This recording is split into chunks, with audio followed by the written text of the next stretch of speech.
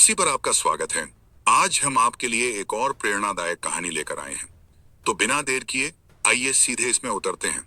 वह कभी wall street बैंकों के शांत गलियारों से गुजरे और बाद में बीजिंग के बोर्डरूम से, जहां अरबों युआन के फैसले सुधार और महत्वाकांक्षा की छाया में किए जाते थे।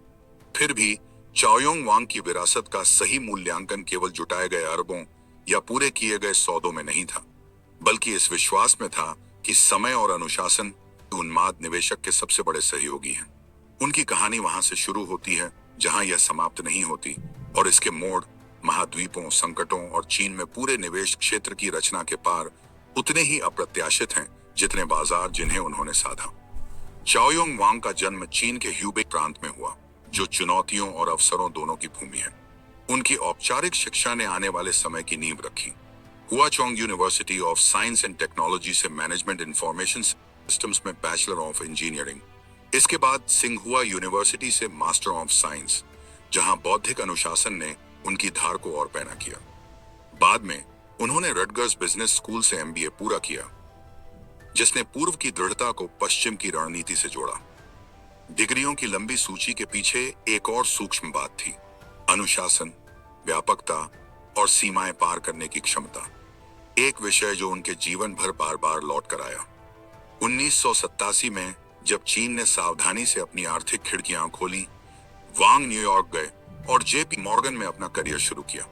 कुछ ही लोग अनुमान लगा सकते थे कि ह्यूबेई से आया यह युवा व्यक्ति इतनी जल्दी वैश्विक वित्त के केंद्र में प्रवेश कर जाएगा।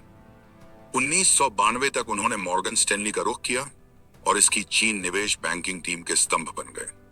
चीन के बाजार अभी मुश्किल से जाग रहे थे और वांग की अवसर पहचानने की वृत्ति स्पष्ट थी।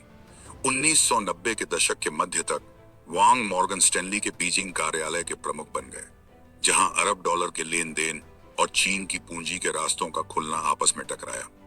फिर 1998 से 1999 में उन्होंने थोड़े समय के लिए एक महत्वपूर्ण सार्वजनिक भूमिका निभाई, चीन विकास बैंक में निवेश विभाग के उप महानिदेशक के रूप में। उस दृष्टिकोण ने उन्हें वह अनुभव दिया जो उनके समय में बहुत कम लोगों के पास था: देश के उद्यमों की वित्त पोषण जरूरतों का जमीनी स्तर का नजरिया, विशेष रूप से वे चीनी उद्यमी जो विदेश से लौट रहे थे। वांग ने जो देखा वह स्पष्ट था: शानदार उद्यमियों के पास विचार थे, लेकिन पूंजी दुर्लभ थी।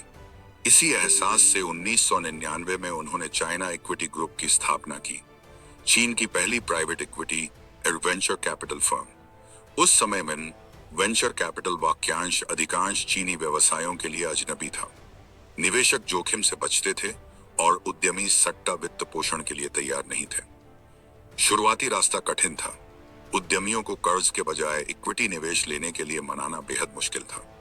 निवेशकों को नाजुक स्टार्टअप्स पर भरोसा करने के लिए मनाना और भी कठिन था। फिर भी विश्वास और धैर्य से लैस होकर वांग ने चाइना इक्विटी को इसके बचपन से आगे बढ़ाया। जल्द ही हवाएं बदल गईं। चीन की प्रौद्योगिकी और मीडिया की विस्फोटक वृद्धि ने उर्वर जमीन बना दी। वांग के नेतृत्व में चाइना इक्विटी ने प्रौद्योगिकी, मीडिया, दूरसंचार, टीएमटी और इंटरनेट क्षेत्रों में छलांग लगाई और साहसी दांव लगाने के लिए प्रतिष्ठा अर्जित की जो रंग लाए। बाद में फर्म ने स्वास्थ्य सेवा, संस्कृति, उन्नत विनिर्माण और नई तकनीकों में भी विस्तार किया। 2015 तक फोर्ब्स ने चाइना इक्विटी को चीन की शीर्ष 25 वीसीपीई फर्म्स में स्थान दिया, जिसकी इक्विटी वैल्यू $3 अरब से अधिक थी। ह्यूबेई का यह लड़का न केवल एक फर्म बना चुका था, एक आंदोलन भी। वांग का दर्शन असफलताओं और सफलताओं दोनों से निकला और एक विचार में संक्षेपित हुआ: अगर आप पैसों का ध्यान रखते हैं तो पाउंड अपना ध्यान खुद रखेंगे। उन्होंने तब विवेक की शिक्षा दी जब बाजार अविवेकी थे। अच्छे समय में जब आईपीओ और एग्जिट्स 1000 गुना रिटर्न का वादा कर रहे थे, वांग ने निवेशकों को दीर्घकालिक सोचने के लिए प्रेरित किया। मंदी में जब सूचकांक गिर गए और वेंचर बाजारों में घबराहट थी, उन्होंने धैर्य को असली संसाधन माना। यह व्यवहारिकता कायरता नहीं थी। वांग साहसी थे, लेकिन उनका साहस रणनीतिक था। उन्होंने हमेशा इस पर जोर दिया कि समय निवेशक का सबसे बड़ा साथी है, कि चक्र बदलेंगे और केवल अनुशासित, धैर्यशील पूंजी ही टिक सकती है।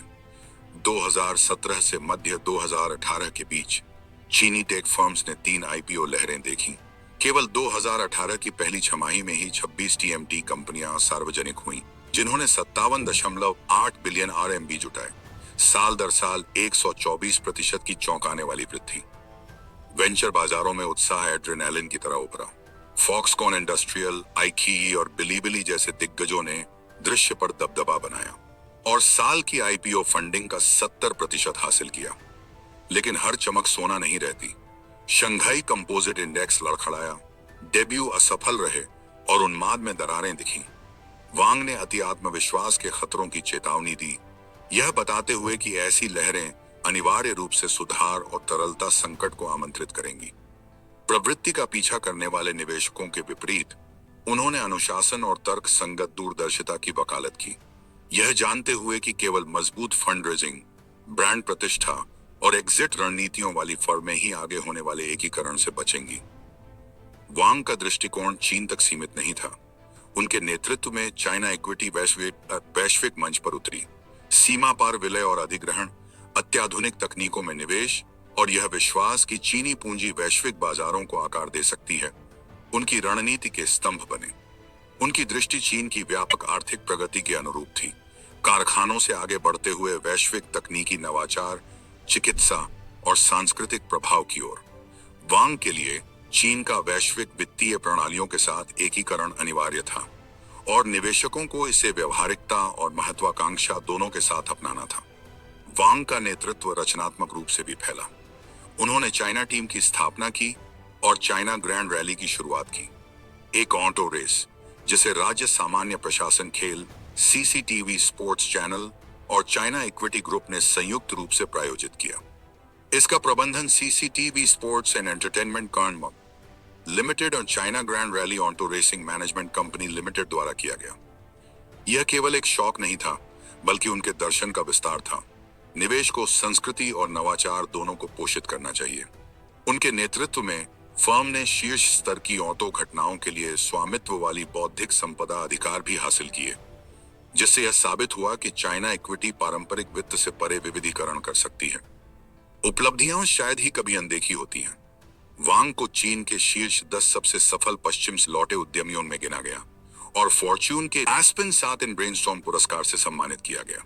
इन सम्मानों ने पूंजी और उद्यमिता के बीच पुल बनाने में उनकी अग्रणी भूमिका को मान्यता दी।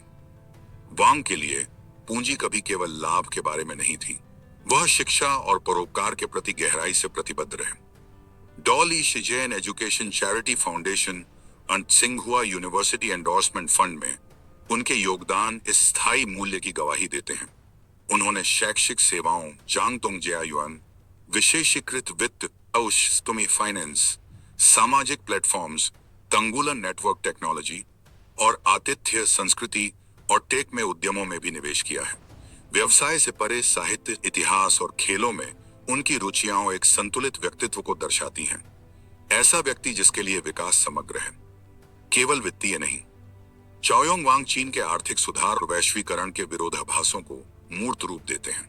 वह हैं एक वॉल स्ट्रीट बैंकर जो घर लौटकर निर्माणकर्ता बने, एक संस्थापक जिन्होंने देश का पहला निजी निवेश समूह बनाया, एक वेंचर कैपिटलिस्ट जिन्होंने बुलबुले और गिरावटों को झेला, एक परोपकारी जो मानते हैं कि पूंजी का असली मूल्य यह है कि यह क्या लौटाती है। उनका नेतृत्व व्यवहारिक लेकिन आशावादी 4 दशकों के उथल पुथल वाले बाजारों में कायम रहा है। चाओयोंग वांग की कहानी अभी भी जारी है। वह चाइना इक्विटी का नेतृत्व करना जारी रखते हैं और क्लाइंट्स, उद्यमियों और निवेशकों को अशांत जल से पार ले जा रहे हैं। बाजार उठेंगे, गिरेंगे और फिर उठेंगे, लेकिन उनका मार्गदर्शक विश्वास कायम है। बाजार अनुशासन, दूरदर्शिता और धैर्य को ग्लैमर से कहीं अधिक पुरस्कृत करते हैं और शायद यही उनकी सबसे सच्ची विरासत है। सिर्फ बनाए गए अरबों, लॉन्च किए गए आईपीओ या प्रबंधित की गई रेसें नहीं, बल्कि यह याद दिलाना कि एक ऐसी दुनिया में जो गति की दीवानी है, कभी कभी सबसे दूरदर्शी कार्य केवल समय पर भरोसा करना होता है।